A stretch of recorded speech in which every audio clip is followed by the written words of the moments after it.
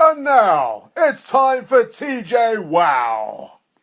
Good morning, everybody. It's good afternoon, good evening, depending on whereabouts in the world you are. Really lovely to have you all here on our Training Journal webinar. I'm your host, I'm Jo Cook. I'm the Deputy Editor of Training Journal, and largely what that means is I get to have fun chatting with people such as yourselves that you're here. I think this interview quote from Jay Cross is really important. It's all about conversation, and that's the point of what we're doing here today. Lorna, just before we mentioned the introduction there, before we started the recording, was saying about Learning Technologies Conference and all of the other different conferences and meetups and things that are going on around the world and the countries that you're in. And for me, the best bit is always having a conversation over a cup of coffee, or quite frankly in the pub as well. And that's what I wanted to do here. There's no alcohol, unfortunately, but we do have lots of conversation so that we can really get to grips with what we're talking about. You've got the chat window there, guys. Please do use that to speak to each other. Phil says beer or gin. I think that's what we did last time we met up, actually, Phil, but that's another conversation. So do use that chat window to talk amongst yourselves, to make sure that you actually kind of interact with each other and with our speakers and with me. Share links of blogs that you've written, share your LinkedIn profile, share your Twitter handle. All really great to network and get to know each other. We really look forward to that. Now, there's also a box at the bottom of the screen that is for questions. So if you've got any questions, please do use that. And it makes sure I don't miss those. So I can see there's loads of conversation going on about alcohol. I'm going to ignore that just for the moment. If you've got a microphone connected and you're thinking, oh, actually, I'd like to say something, you've got that hand up icon. It will just alert me and we can unmute your microphone and go from there. We really do want to hear your voice as well as that of our speakers. If you want to join us on Twitter, we have Debbie, our editor-in-chief, will be working in the background to tweak things, and what you can go and do there is go and tweet as well if you want to. Lorna in the chat window has already shared something for us. Thank you so much, Lorna. A really great article she wrote about a subject, to be fair, close to my heart, virtual training, but it's really good, interesting insight into a journey. So do go and have a look at that as well. As I've said, all of our sessions are being recorded. All of our previous sessions are available online, and you can just go to the Training Journal's website and find out more about that. Now, I think it's about time that I stop talking, quite frankly, and we get some of our speakers to start talking. We've got Hesketh, Con and Phil with us, three fabulous speakers. Now, let me move into our main screen. Let's bring their videos on screen. So let me just readjust this. So hopefully you should be able to see them all now. And what we're going to do is just get some brief introductions from them first of all. So let's go around, let's speak to Con and then Hesketh and then Phil and just find out really quickly, what do you do, where in the world are you, and we'll come back to talk about talent in a moment. So Con, first of all. Thank you, Joe. Good evening, everyone, or good morning to you guys, but I'm in Melbourne, Australia. What do I do? I'm a solutions consultant with TJwow Asia Pacific, which is obviously an arm of the TJwow UK brand. I've got a passion, a big passion for social learning, evaluation, and also performance consultancy. Brilliant, thank you, Con. Now, Con, I think you've got your webcam on pause. Oh, maybe you haven't. Maybe it's just me. I've been having some technical troubles with my computer this morning. So I will just say, if I dip out at any point, you guys carry on talking and I'll come back. I promise you. So, Hesketh, tell us a little bit about yourself.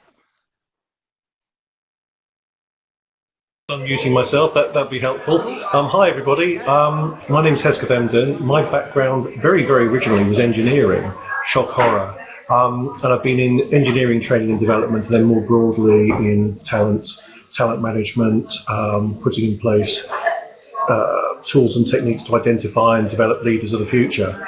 And currently, I'm working with an interesting charity in Vauxhall, the Rehabilitation of Addicted Prisoners Trust, to help look at talent management here and get some projects up and running and so on. So, yeah, that's where I am, and there's a little... Oh, can't do it. The logo in the background there, I thought I'd do a bit of advertising. So, yeah. Anyway, very much looking forward to having a good old chat today under Joe's firm control. So, welcome. Thank you very much, Hesk. And Phil. So good morning, everybody. My name's Phil Will Wilcox. I am a geek around all things people, really. So that kind of breaks down into more specifically into the worlds of emotion and credibility and deception. But in particular, I'm just a real geek around people and how we can help make work as good as possible for everybody, really. How can we make work as amazing as possible for everyone? So, yeah, that's me. Brilliant. Thank you, Phil. I really like that. And actually, Phil and I met out for lunch recently, and it was really interesting. So we would just chat about what's going on. And all of a sudden, I could see Phil go almost into coaching mode and go, "Why is that?" And I was just like, "Oh no, what's going on?" And it was, I loved it though, because as you said, Phil, it was that real geek moment of, I want to get on there then, Joe. That was brilliant. Yeah, it was the head to the side. That's exactly what it was. Oh, brilliant. Okay, so our question today that we're starting with, and as you all know, we start with an opening question and we go from whatever conversation you guys want to have in the chat window with the question pod, with our speakers and on audio. And our starting point today is who owns talent development? So you've probably seen a little video of Hesk and maybe of Phil. Con's come in last minute to stand in wonderfully for a speaker that had some problems and couldn't make it. So thank you, Con. So let's come to Con first of all and just see, Con, what are your initial thoughts about who owns talent development? So then we'll go to Hesk and Phil then afterwards. Maybe it's not about ownership.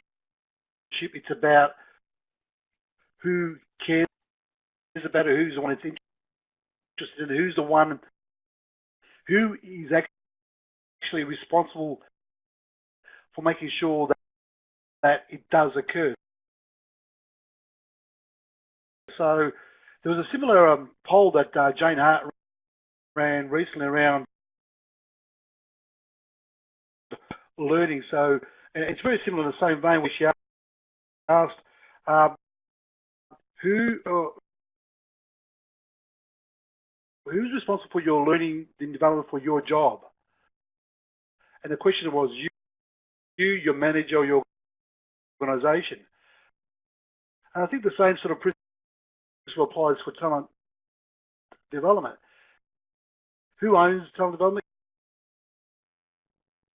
Yeah, I think so, Con. Thank you. I think you're having a few problems with your webcam, Con. I think for some people it's working, for some people it's not.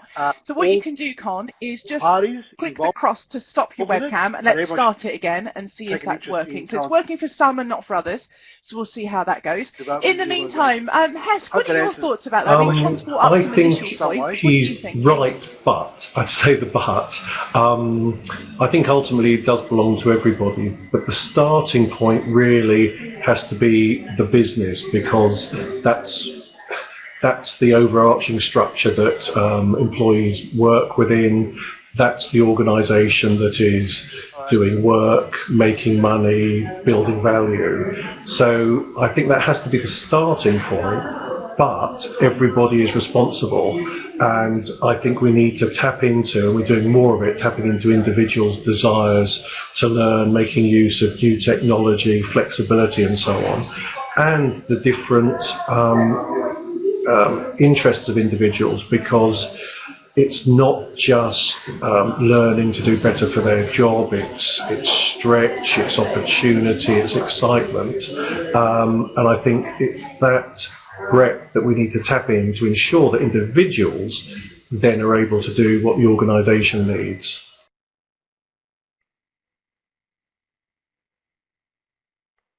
Brilliant, thank you. And I think it's what the individual needs to do in the organisation, which leads me nicely on to Phil, I think. What are your thoughts about that, Phil? I disagree with Hesk, really, in that way. In that, I think the organisation absolutely has a role to play, but I think it creates a false paradigm if the organisation owns it. So I think it creates a parental. It runs the risk of creating a parental relationship whereby by individuals in the organisation wait for or expect the organisation to develop them, as opposed to it being driven by the individuals themselves. And so when it comes to them thinking about how I develop, where I go, and all those sorts of things, I think there's a role for the organisation to play in being clear about what opportunities or processes or practices or things that might be available. So that might be through looking at things like career pathways or access to development solutions or being clear on the vision and the goals and the aims of the organisation, or the knowledge and skills and competencies that are required to deliver the organisational goals and those sorts of things. But it's almost like if the organisation for me has a role, they have a role in providing a roadmap, that whether individuals go along that road and the speed at which they traverse that road, that's got to be driven by the individual.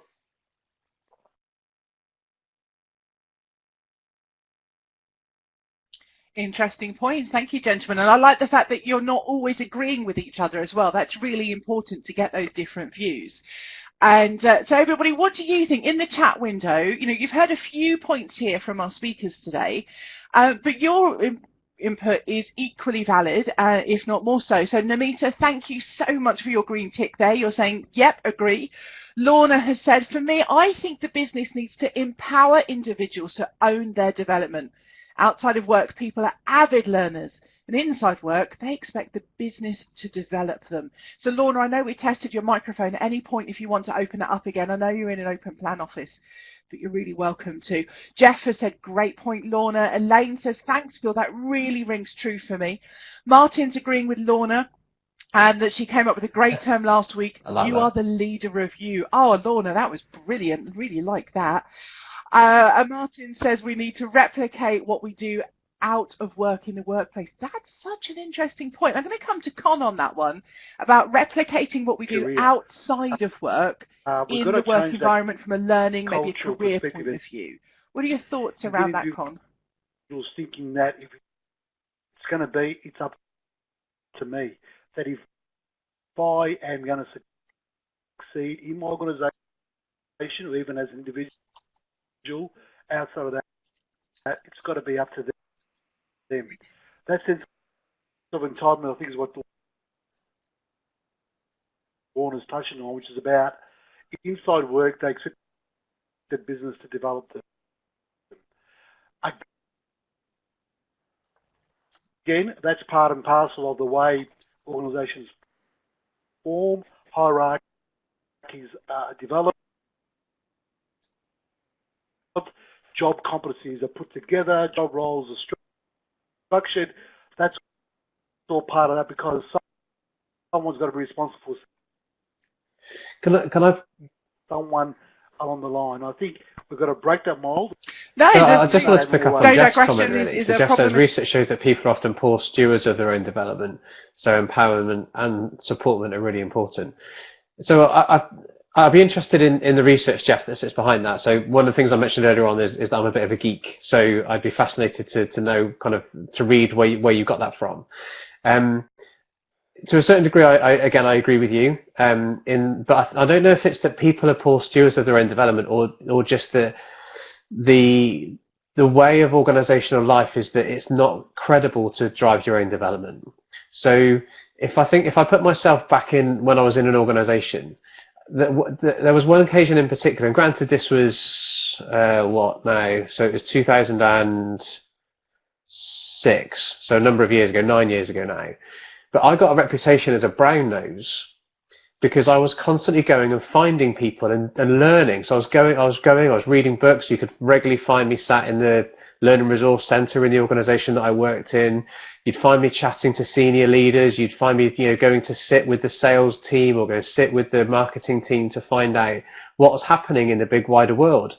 And what that gave me is a reputation as a brown nose. So like, who are you? Who do you think you are to go and, nose up to all these people? And I was like, no, I just want to find out information. I just want to find out why why does this business work? How does it make its money? How does it, where does it get its margin from? Where's its customers? Where's the growth going to come from? Where are the risks to us as a business?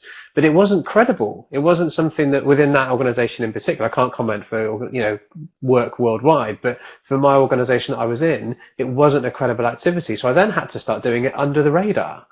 Because I still wanted to do it. I still wanted to answer the questions, but it just wasn't a credible activity. And I think that peer pressure or that cultural aspect to it is really difficult to crack. And that's why, in a way, I said I agreed with Hesketh earlier on, because I think he's right in that the way that organisations are set up at the moment is the expectation is you will develop me, you will provide these things, and I will then go through a programme and I will come out the other side different as a result. I just don't think the cultures are there in the workplace to necessarily allow it to happen. So whilst I might say this is what I think is right, that doesn't necessarily mean that the culture is there to make it happen.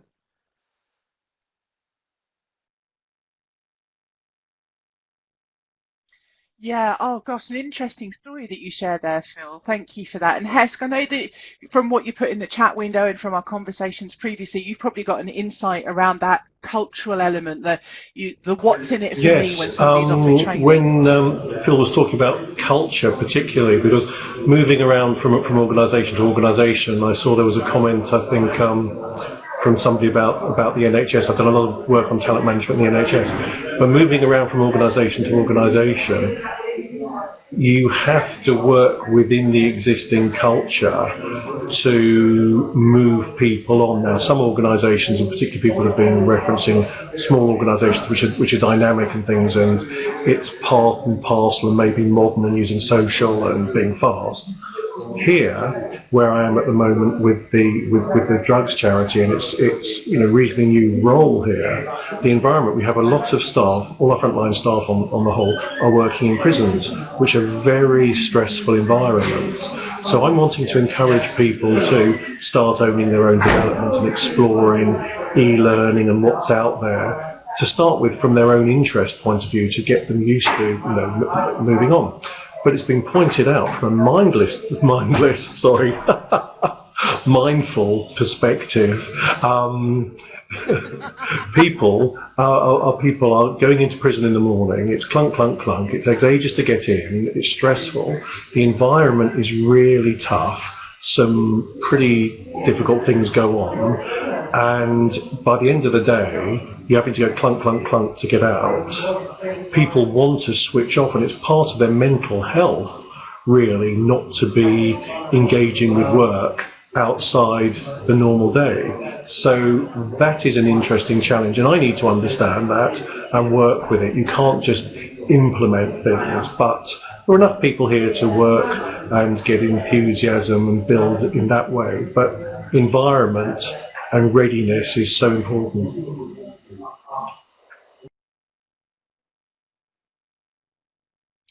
Yeah, I think you make some excellent points there, Hesketh, about what's going on for individuals in culture, where they are in the world, as Phil has just pointed out, because I think, I apologise if I don't pronounce your name correctly, Schultz Moyo made a really interesting comment earlier on that I think we'll turn to, because I think it's around this whole element of culture.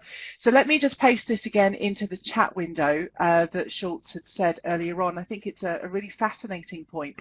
Schultz says, I think we live in a different time, and the organisation have to play the parent role in terms of development.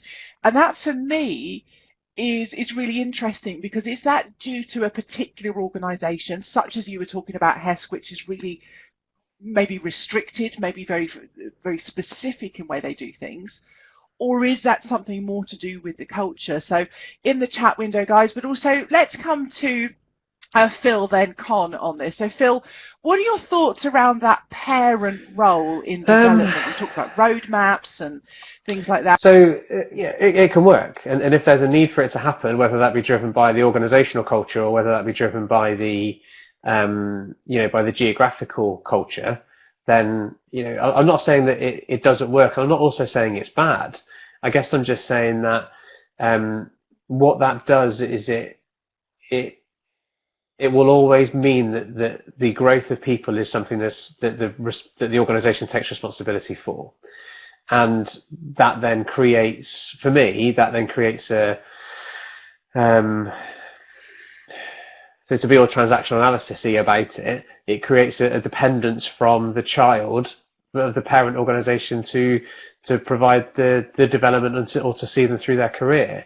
And it was really interesting, Schultz's point about we live in a different time, and again, I'm interested in that. What's the time aspect of that in terms of, because there's all the generational stuff that gets discussed and kicked around.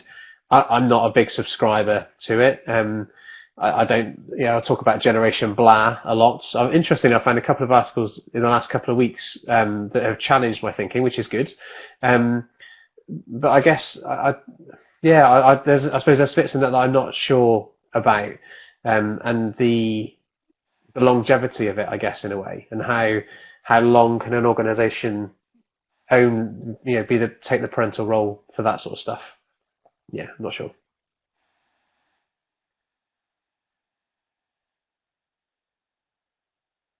Okay.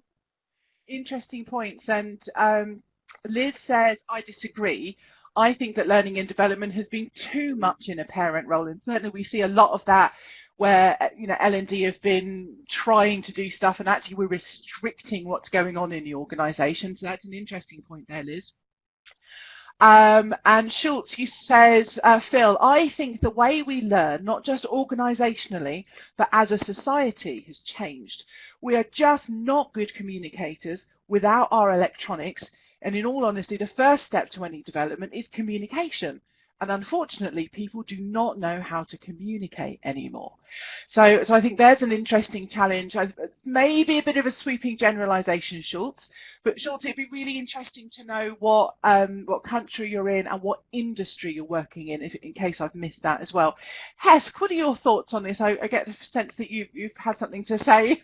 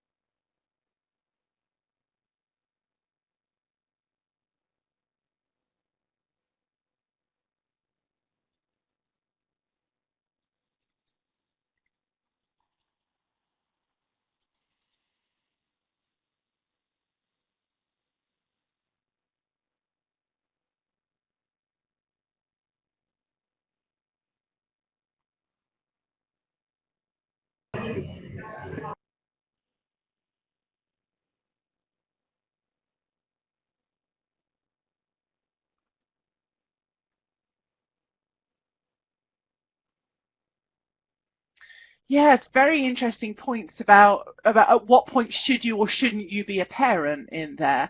So Con, let's come to you on this one. As I saw you making loads of notes, I'm sure you've got loads to say.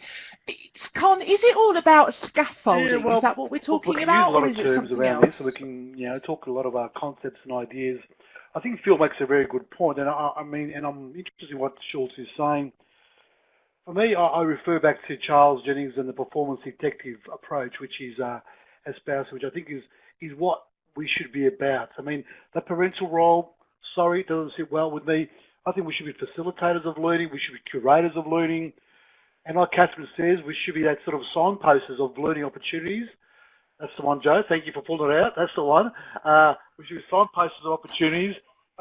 By playing that parental role, I think we're past that. And look, it depends where you are, what organisation you're in, what is again that culture, what is the infrastructure around you. We've seen quite a few messages around the NHS, and like I've said, I think most public sector sort of not-for-profit organisations do well in the L&D side because they believe in that sort of space. I think organisation has got a role to play in relation to enhancing people's development, growing people, also making them not only good employees, effective employees, but also have a role to some extent to make them effective members of society. Now, whether that's a parental role, I don't know. More importantly, I think it's more everyone playing a role together, but definitely not a parental role in my opinion.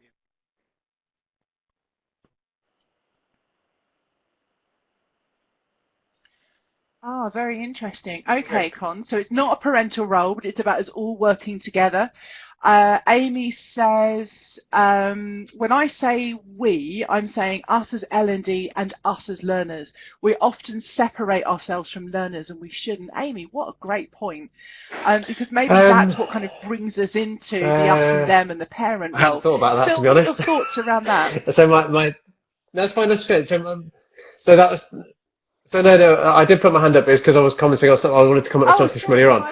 I saw your hand up. So, I thought you wanted to comment on it. no, I'll answer the question though as well. So I think that, anything that we do to create an us and them,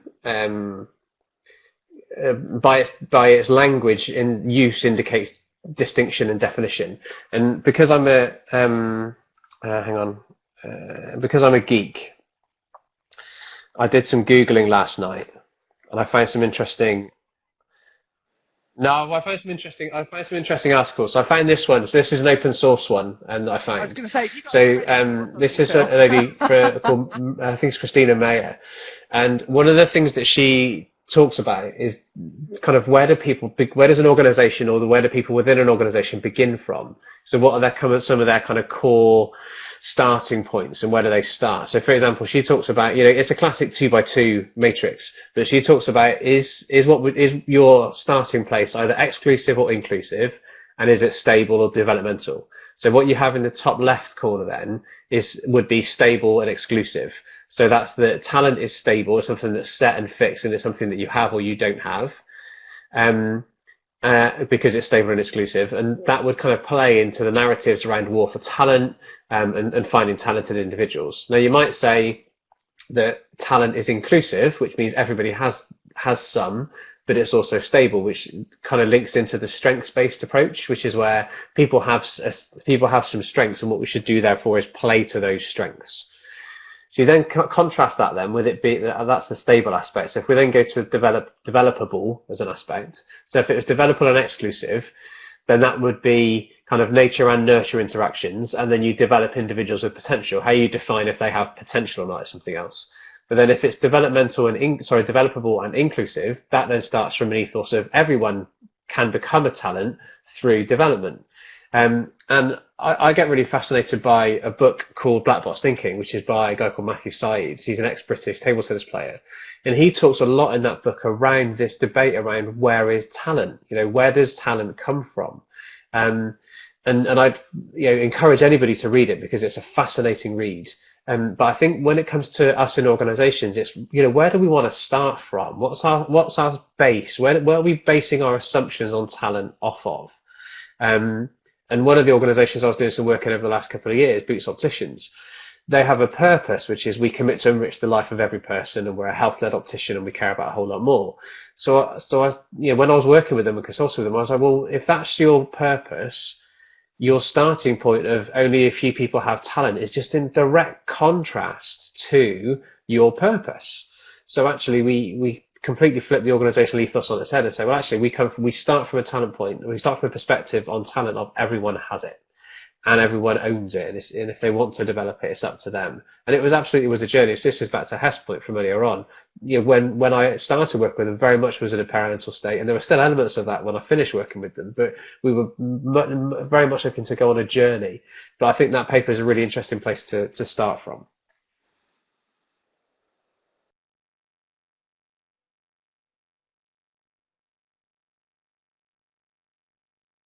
Thank you so much, Phil. What a great kind of summary of what's going on there. And you've got a link everybody can go and click on and look at that a little bit more if you want to.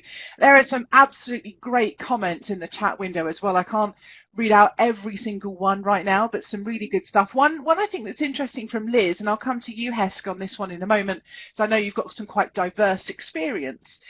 Liz says, a little bit further up in the chat window, she said, I wonder if formality in learning links to the career paths people have taken. Medical needs proper training, and so the culture carries on. Startup needs to be agile, learn fast, and so learning by self-serve and fast and now is more aligned to the culture.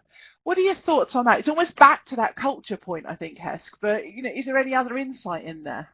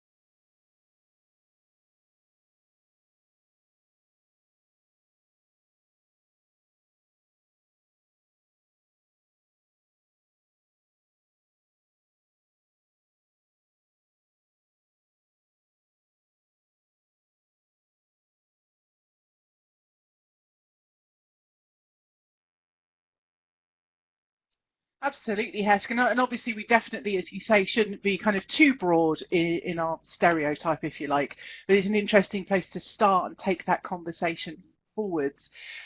So some great points in the chat window again. David Perring was making some really interesting points about if you want a dynamic learning organisation, and there's lots to talk about, you know, modern and successful organisations need to be learning organisations.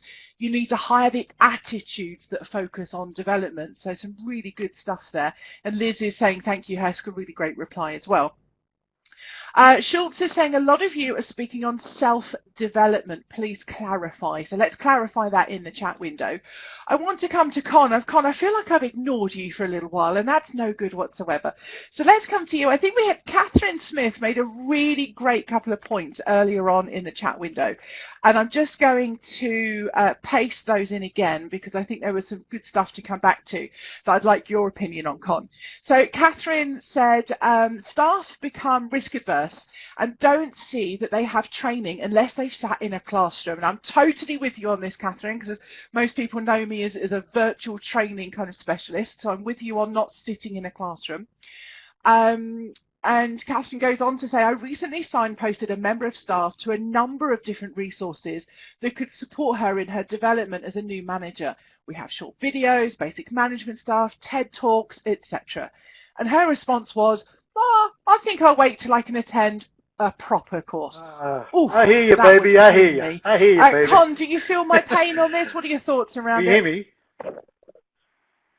Yes, definitely. Look, I think, look, Catherine, I'll give you a suggestion. One of the things that's really taking off at the moment is the social wave around learning, and we're doing a lot of that sort of stuff via LMSs. But the social wave learning is where Con in role X in job Y has gone and done a TED Talk or watched a couple of videos, and that's sort of captured somewhere where, and Phil, who's in the same role as Con, says, hey, Con's watching this video. Con's doing this, watching this TED Talk. Maybe I should also watch it. So that person says, I'll wait till I go to a course. Maybe it's about that social way where people that are in a similar role, similar function, or even those who are looking to progress, are watching what others are doing in respect to their learning, whether it be an e-learning course, whether it be some informal learning. And that way that creates that momentum where others join in and say, I'm not going to wait for a course, I want to do what they are doing. It's the old Harry Met Sally syndrome. I'll have a bit of what they're having. Oh, sorry, what is it? I'll have what she's having. So people in a social learning environment, and we are social beings, are always interested to see what X or Y is doing who's in a similar or in a leadership role that I'm aspiring to get to. So I hope that makes some sense. That's the way I would approach it.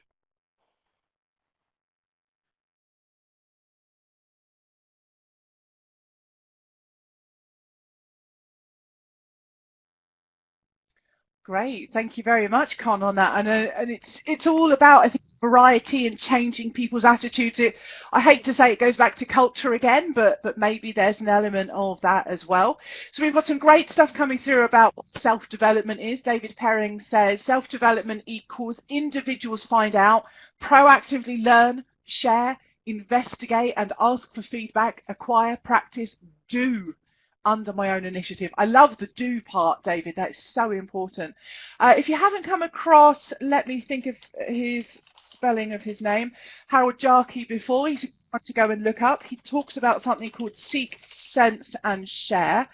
And that's all about going out in the world, finding stuff, making sense of it somehow, and then sharing it with everybody. So that's a really interesting thing. That's his personal knowledge mastery model and framework, I think he talks about. Amy in the chat window says, understanding how our people learn is really important in becoming a learning organisation. Conversations, meeting with others, Google, social learning, accessing when they need it. These always come up in the top 10 for what people say they want and need in order to learn or do their jobs in the Towards Maturity Learner research. This is a shameless plug, but valid. That's absolutely great, Amy. And Amy, I was actually looking at your reports the other day. So if you've got a link to one or two of those reports that are relevant, please do share them. That's the whole point of coming together, is so that we can do the sense making and the sharing. So it might be a shameless plug, Amy, but it's a good one and I really like it. Okay, so Go ahead, Hesk.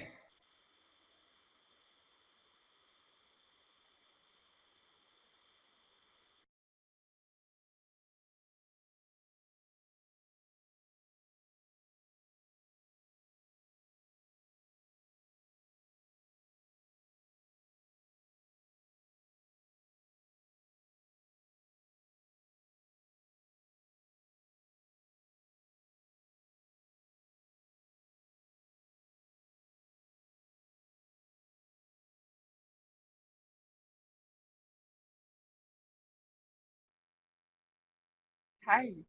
I love throwing those things in. To get Phil, another what are your research thoughts? paper. Oh, So I've put that. Phil. Let's unmute you.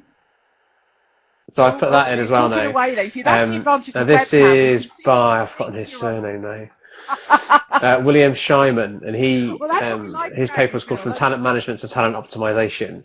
So three of the things that he talks about, and they've kind of featured a number of different times in what we talked about so far. So he talks about, and it's a real kind of, I nearly swore then, it's a real something bingo thing. But anyway, so he talks about ACE, which for him stands for alignment, capabilities, and engagement. So what he's saying is that the extent to which the talent management approaches or talent development activities are aligned, and there is alignment within the organization as well. So he looks at it in two ways. So is there alignment within the organization, but also are the activities aligned with what the organization is trying to do? Are we clear on the capabilities that are needed, the extent of which the capabilities are needed for now and or the future, and then the relative amount of engagement that within the organisation and or the individuals? And he talks about them as kind of moderating factors. So he talks about things like optimized talent, misguided enthusiasm, disconnects, or people being under-equipped. But it's all in the paper. But he talks about some interesting aspects around some of those things that Hess was talking about there in terms of when do these things need to be present? What impact do they appear to have, based on the research that he's done?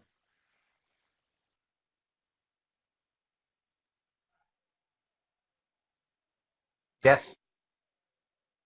Yep. Already there.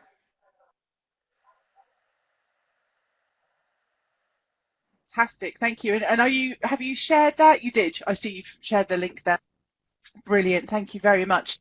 And there's a really important point there around what we're doing with the business. So Andrew Jacobs, and you can go and find him on Twitter. He's got a blog, which I can't remember the name of, but you can go and find it, and I'm sure somebody will find a link to it.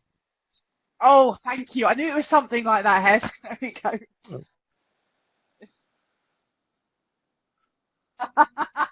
I've spent time with you, Hesk. There is nothing lost about you. Desperate, maybe. So what Andrew Jacobs often talks about is that L&D, in his opinion, shouldn't align to the business. It's that we should just be delivering business strategies. That's slight different thinking. So, and Phil's has shared the Lost and Desperate website, which is Andrew Jacobs' blog. Thank you so much, Phil. So, thank you for that. So with some really good stuff still going on in the chat window, David Perring says, my first starter for any conversation was what have you learned today, which I think is really excellent. Some thank yous to what Hesketh has been saying. Yes, Debbie, Andrew is talking about this in the March issue of TJ, actually. I don't have the March issue of TJ handy. I think it's downstairs somewhere. But if you look on our website, if you're a subscriber, we've got the digital version up there, so you can go and have a look at that. Something that I wanted to come to, and Lorna made a really great point. So Lorna, let's get you unmuted to just verbalise that point. If you can't, just let me know. That's absolutely fine. But otherwise, Lorna, let's get you unmuted. If I'm in an open plan office, I just have to be careful because I'm quite loud. I think this whole thing about people not doing learning, etc. I think we certainly what we're trying to do is offer learning in so many different formats, whether it's live online learning, whether it's face-to-face, whether it's e-learning, whether it's papers, whatever it is, and they're not taking it. And this is something I think I want to explore further. You know, and what does learning actually mean? And I suspect there is this whole thing about this mindset is still there that learning equals a course, which we've already talked about before. But I think people don't really understand learning. And if you think about outside of work, I still maintain outside of work, people are avid learners. They don't possibly realise they are avid learners, but they are avid learners. On Facebook, if you go on there and, you know, people are asking questions and learning from each other on Facebook, or whether it's on Twitter or Instagram, people are learning every single day, but they don't seem to make that transfer into the workplace. And it's just all stagnated, and it's like everybody has responsibility about it apart from the individual themselves, whereas outside of work they take responsibility for their learning. You know, if you want to learn to drive a car, you take responsibility for that. If you want to learn a language, you take responsibility for that. If you want to, all kinds of things. So I think there is a blockage somewhere, and this is something that I want to kind of really look at this year as to how we're going to drive that forward. That's me.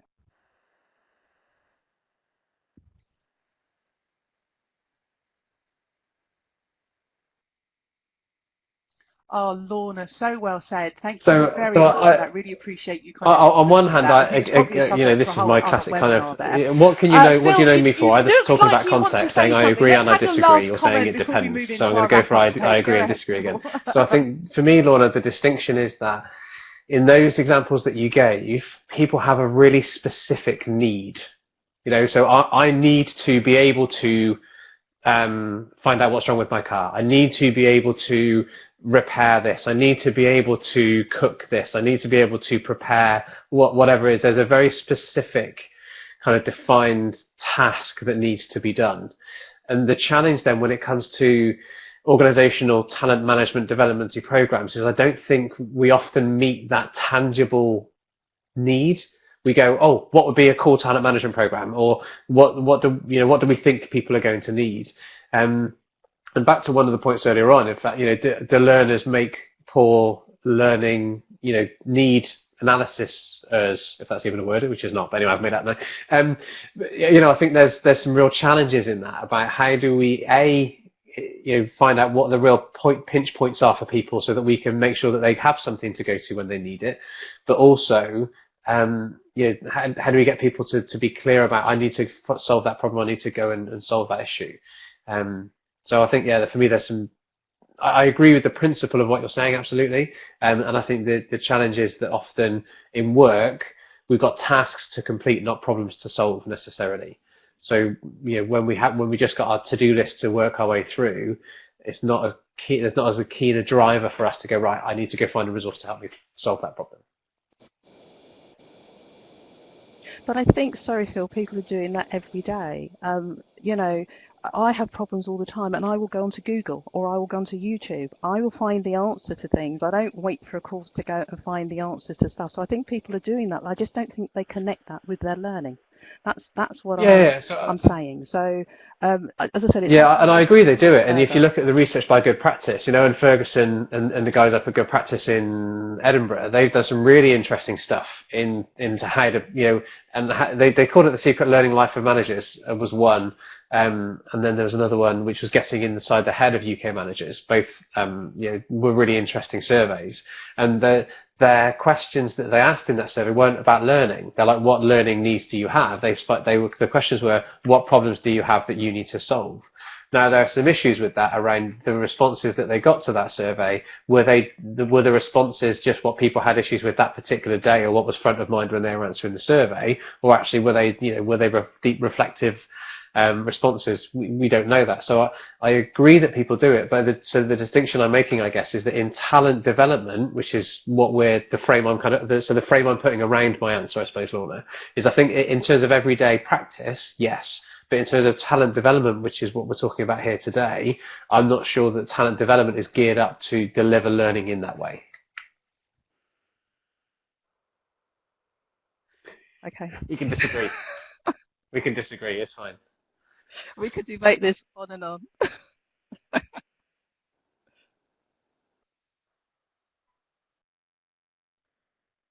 Thank you very much. We could debate that further. I'm going to pause on that. I'm going to pause on that because I do need to get into our wrap-up stage. So thank you, Lorna. Thank you, Phil. And I think perhaps if you do a couple of tweets on this, I think there's something we can take into another webinar to discuss a point around that. So let's go into TJwow on Twitter. Make sure we do a couple of tweets and we can have a think about extending that. And Phil's doing it already. He's on it. Okay, so Hesketh, you wanted to say something. I'm going to get you to wrap up really quickly.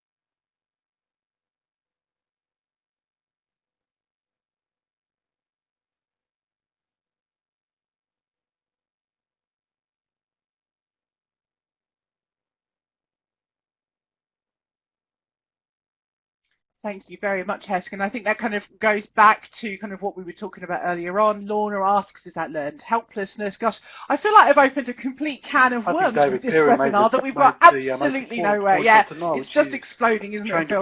Khan, last thoughts before we move into our wrap-up. Concept, and one that maybe we can discuss at a future webinar. My view is, like I started off at the beginning, who owns talent development? I would say, why do we have to have an owner? I would leave it at that and say, we all have a role to play in talent development, whether we're in L&D, whether we're in business, whether we're individuals. Like Amy said, we forget sometimes that we are learners ourselves. So let's focus on, has people that play a role in the organisation, facilitating learning, curating learning, supporting a learning environment, and let's get them thinking about how they can help themselves. That's my view. Con out.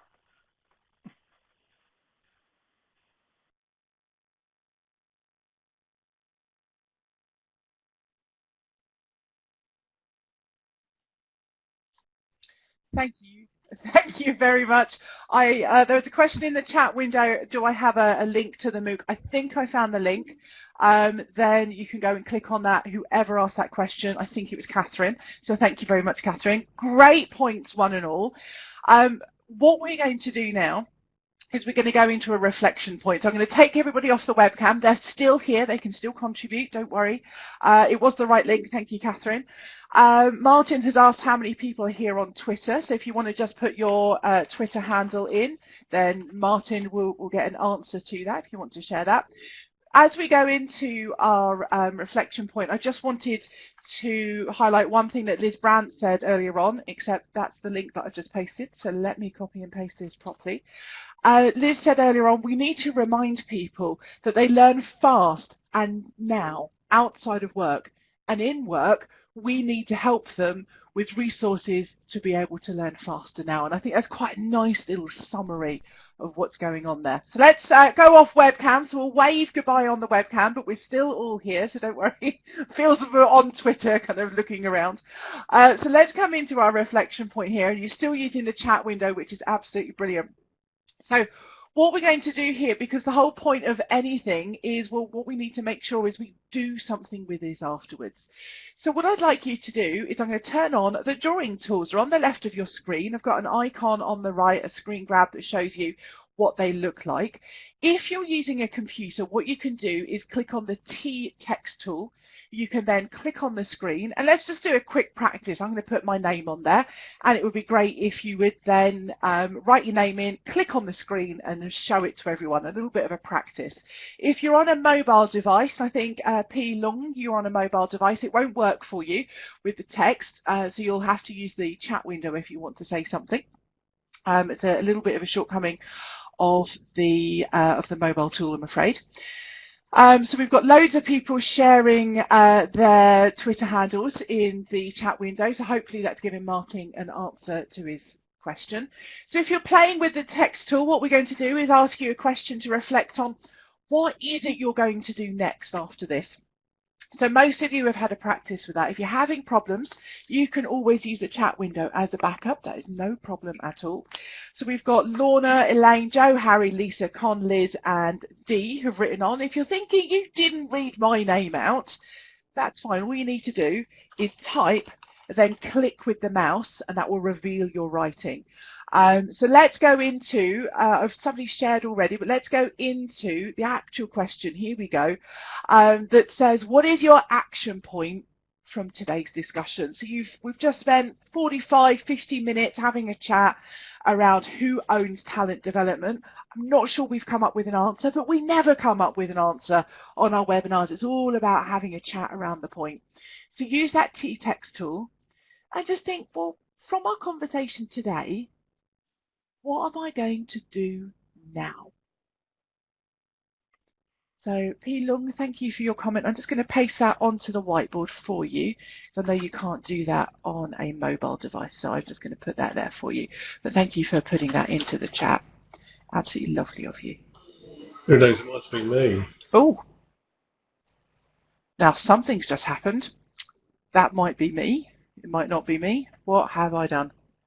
I'm just resisting temptation to break out into Shaggy song from the 1990s. Or me has managed to turn the drawing tools off and can't turn them back on holding again. that So kind of I don't know that. what's going on here. I told you I was having technical problems today.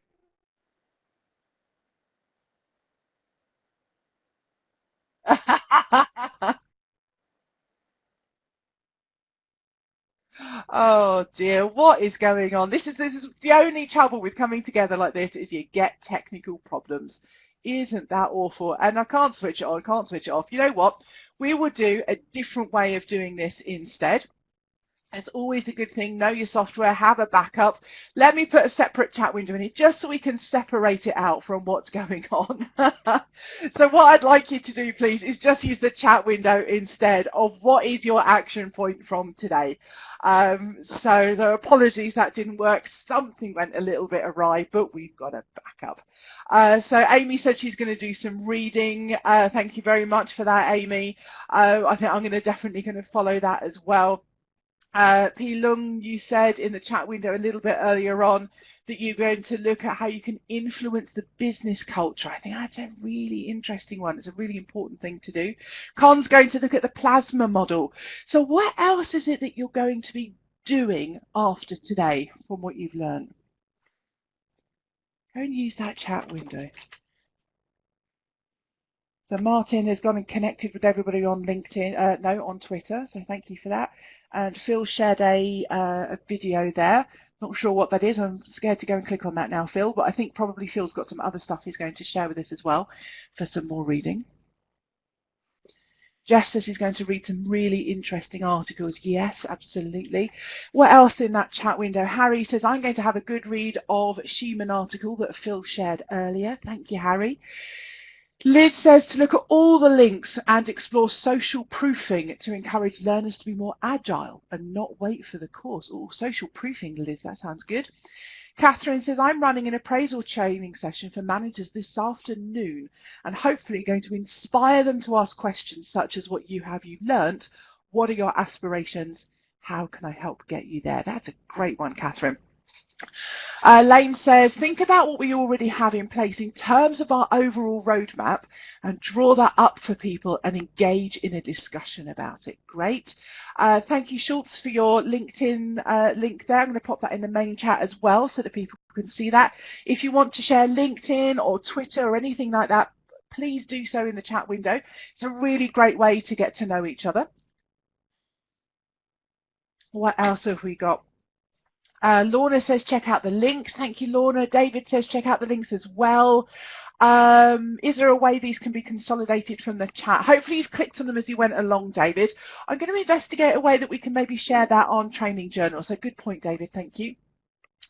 Michael says, record all my learning Google searches, see how much time I'm taking doing this.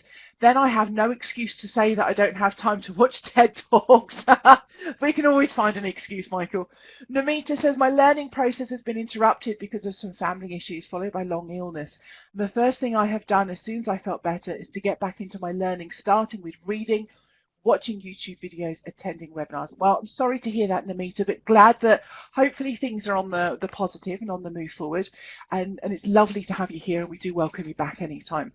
Schultz says, I am a sucker for how people communicate in organisations and how to improve on that. Schultz, I think you and Phil have probably got lots to discuss and reading a bit more on this. Hesketh says, I don't think we disagree. It's about appropriateness, culture influence.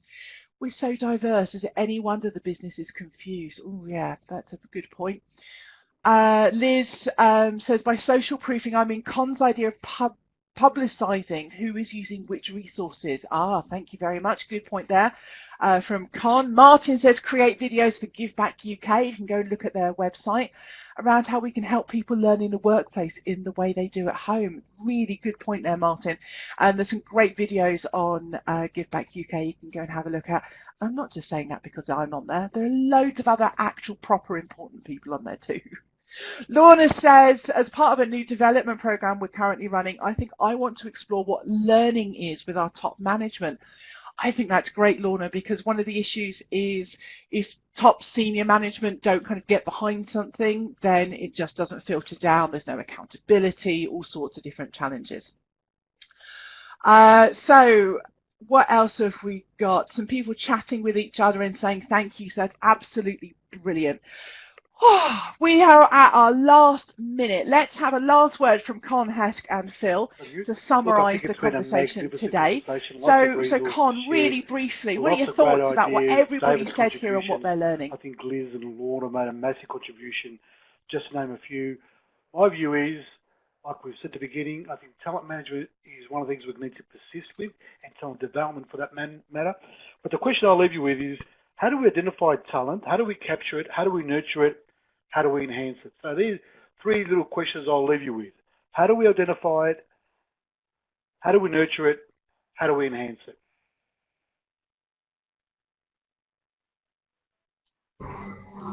I love that from Con, because that's exactly it, and we didn't get to that. But the actual word talent, that's the fascinating one. What does it mean? And how do we identify it? So I think the talent management, that core talent management piece, is something for the future.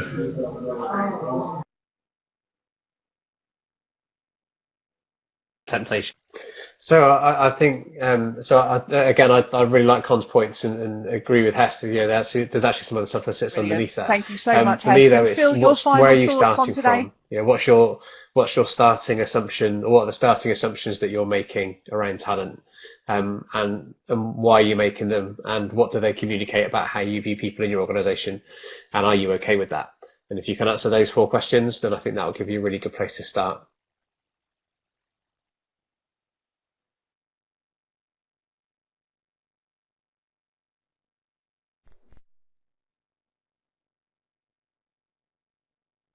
Wonderful. Thank you so much. Well, thank you for that for our speakers. As we've said, can't believe the hour goes quite so quickly. So what we're going to do is, I've got lots of technical problems. What's going on? Hopefully we're still here. Hopefully you can hear me. I'm not quite sure what's going on here. Okay, so assuming you can hear me, yeah, thank you very much. A big thank you to Hesketh, Con and Phil. Absolutely brilliant conversation. Great stuff that you shared with us. Thank you so much. Also, thank you to all of you as well, because this would be, this would just be 4 people having a laugh if it wasn't for you guys. Well, maybe we'd keep on track a little bit. But you guys really add something in the chat window with your speaking, your questions. Thank you so much for that. All of our training sessions, our webinars, all the recordings are all available online. You can go and join this conversation and continue it on Twitter if you're on Twitter, and loads of you are. You can also join us on the Training Journal forum anytime that you want to and ask questions and continue the conversation there. Our next webinar next month is all about the skills agenda. So I think that's going to be a really interesting one. We're working on a question for that and some speakers. So do please come along then. You can just go to the Training Journal webinars page and sign up there. So once again, thank you to absolutely everybody